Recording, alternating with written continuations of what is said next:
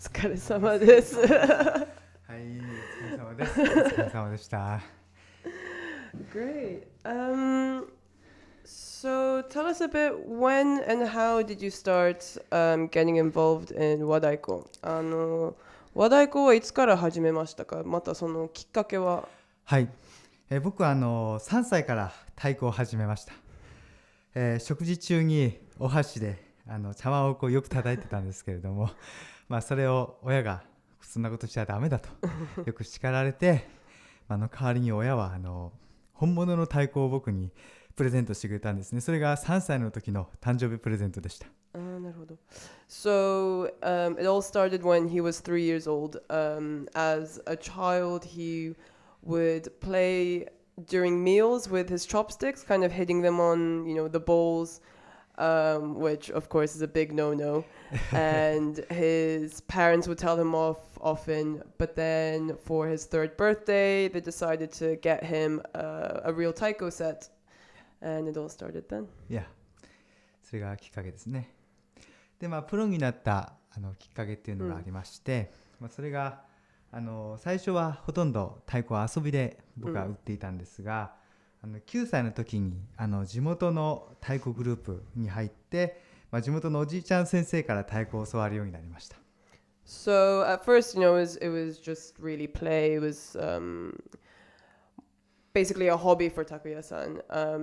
It only started getting serious when he was 9 years old and he joined his local taiko group in his hometown that was run by, a local elderly teacher, kind of ran it.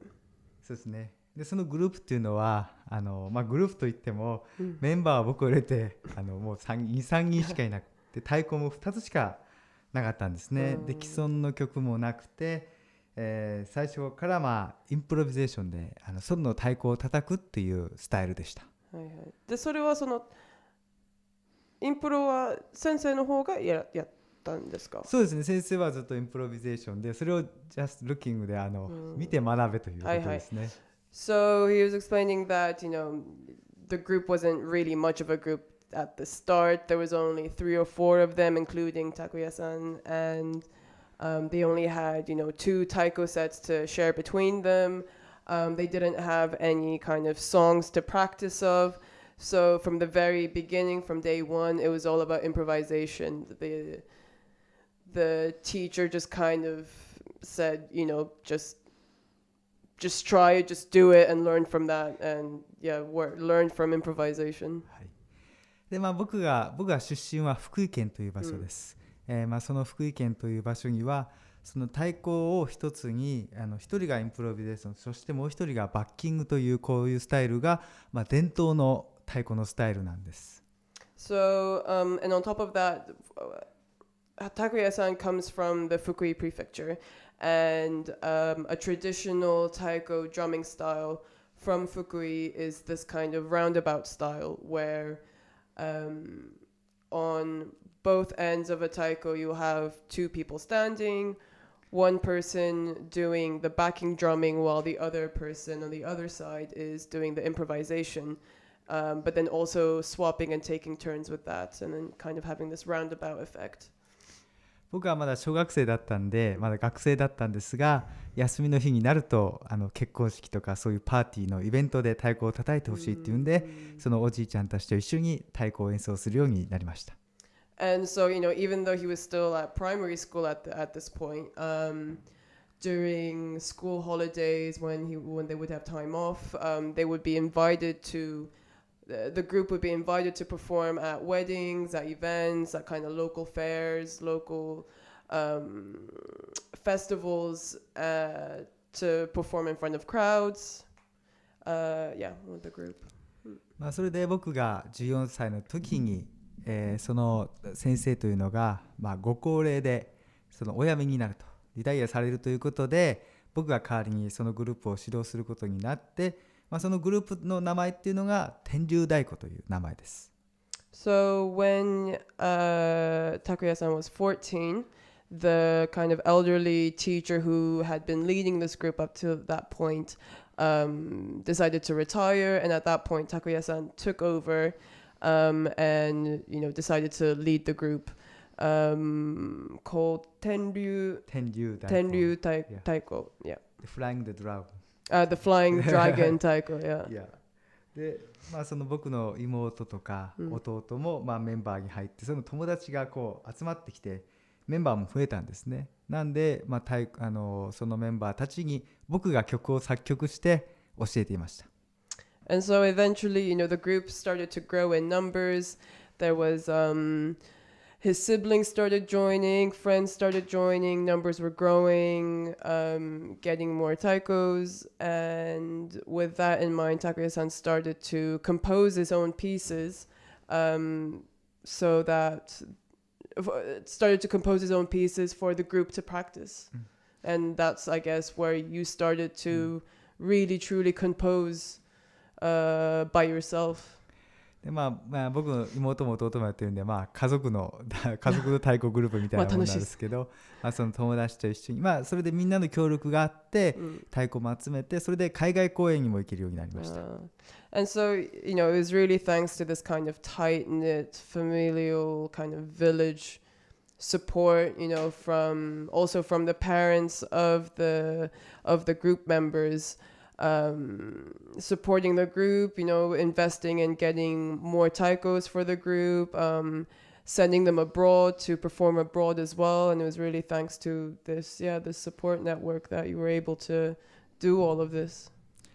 指導者になったものの、まだ若いし、まだまだ勉強しなくちゃいけないっていうんで、その自分が太鼓を教える以外に、他にこの太鼓、福井県で一番有名な太鼓グループに勉強しに行きました。この時代はまだ中学生でしたよね。そうですね、もうまだ中学生で、それで高校生になった時にその福井の太鼓グループ行くようになりました。So at this point, Takuya-san is leading this group, but he's still very young. I mean, he's not even a high school student. He's still in junior high, which in Japan is like 14, 15. 15 years old, yeah. So he, kind of took it upon himself to say, I still have a lot to learn. I still have a long way to go.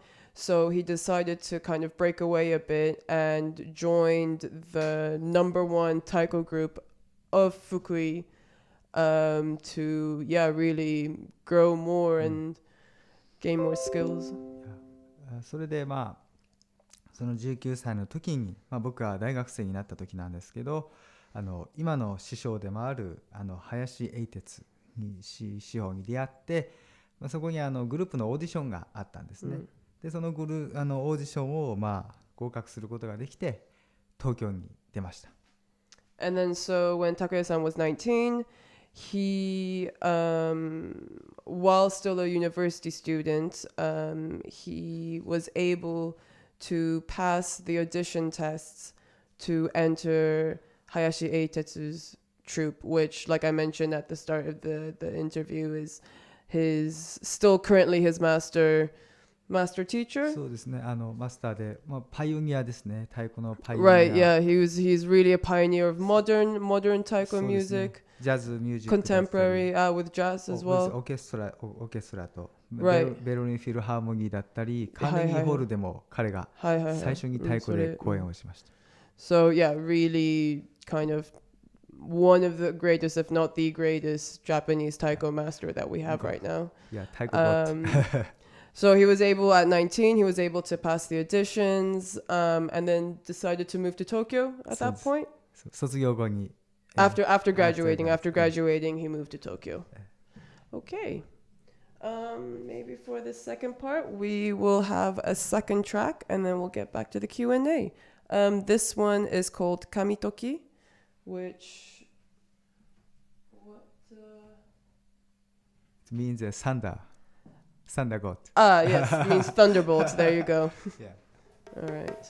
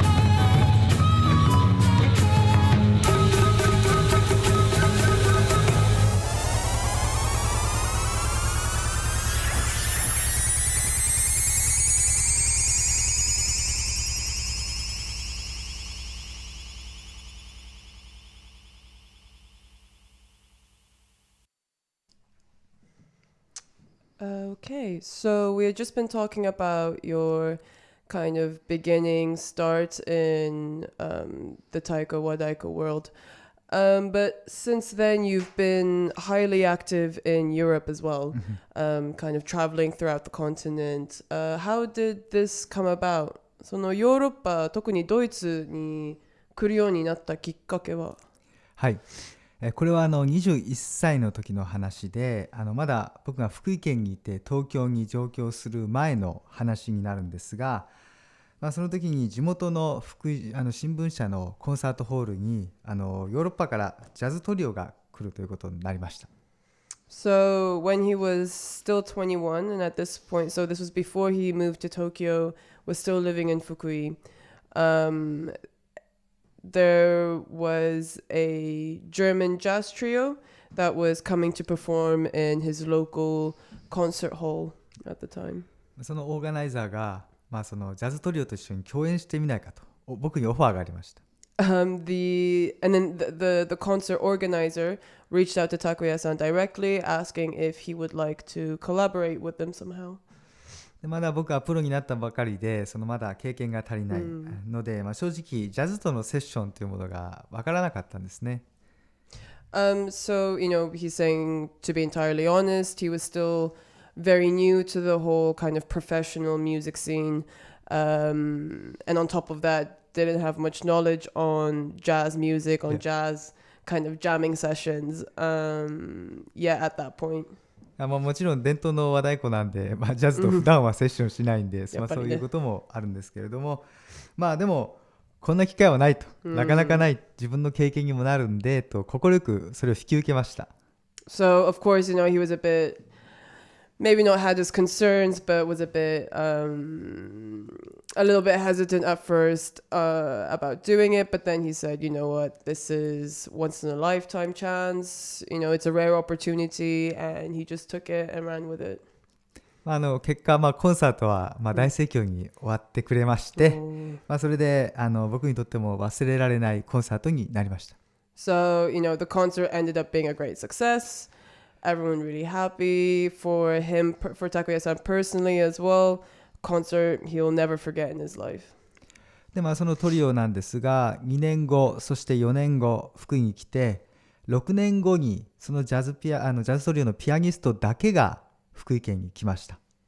So since having performed together at that concert, 2 years afterwards and 4 years afterwards, this jazz trio in question would come back to Fukui.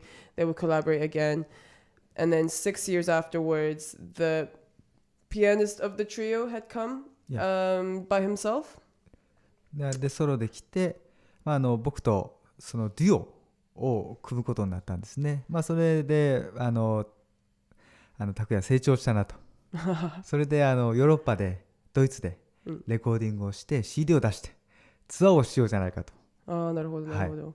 And then it was at that time that, so 6 years later, the pianist comes by himself, they meet up again, they get to talking, the pianist was basically like, look, let's do a duo performance, let's do a duo CD release, come to Germany, we'll record the duo album there, we'll have a duo tour as well throughout Germany.